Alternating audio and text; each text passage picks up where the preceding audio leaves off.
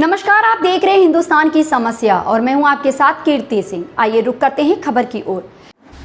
आजाद हिंद मजदूर संघ की कार्यकारिणी का गठन किया गया।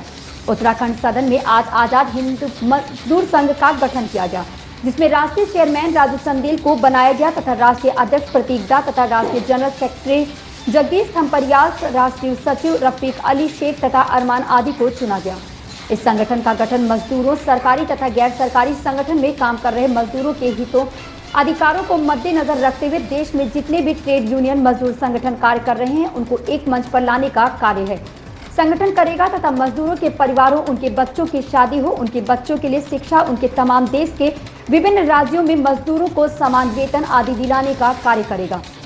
इस संगठन में देश के वह तमाम रेहड़ी पटरी टैक्सी यूनियन, ट्रेड यूनियन, लगभग देश में 2500 सरकारी तथा गैर सरकारी ट्रेड यूनियन, सहकारी संस्थाएं, गैर सरकारी संस्थाएं शामिल होने का अपना प्रस्ताव हमारे पास आ चुका है और भी संगठन हमारे साथ संपर्क में है। मात्र 2 साल के अंदर ये संगठन देश का सबसे शक्तिशाली मजदूरों का एक संगठन के रूप में कार्य करने लगेगा।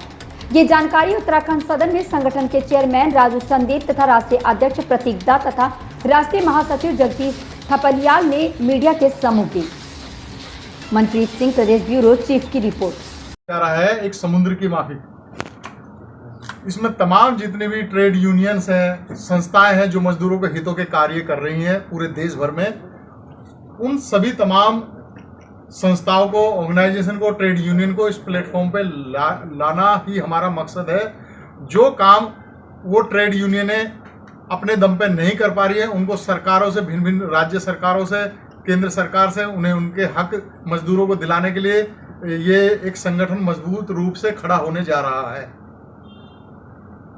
और इसमें मजदूरों के बच्चों के पढ़ाई लिखाई से लेकर शादी विवाह तक के ऐसे योजनाओं पर कार्य किया जाएगा जिनके जो पालनहार हैं, मुखिया हैं, वो अकाल मृत्यु मर जाता है काम करते हुए, उसका कोई नहीं, उन बच्चियों की शादी विवाह का कार्य भी इस संगठन के माध्यम से किया जाएगा।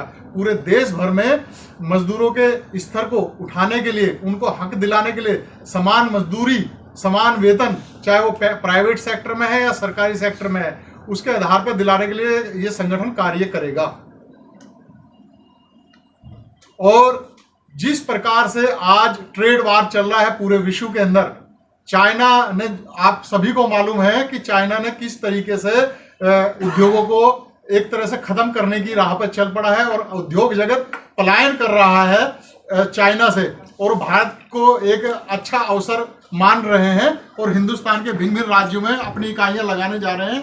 तो हमारे मजदूरों का इस उन कंपनियों के आने से उनका और मनोबल बढ़ेगा और उन्हें सही राह दिखाने के लिए संगठन कहाँ कहाँ किन मजदूरों को और किस तरीके से उन्हें लेके चलना है, उनके हितों की रक्षा करने के लिए उन कंपनियों में सेटल कराएगा हमारा मजदूर ये संघ, जिससे कि हमारा जो देश है तरक्की करेगा।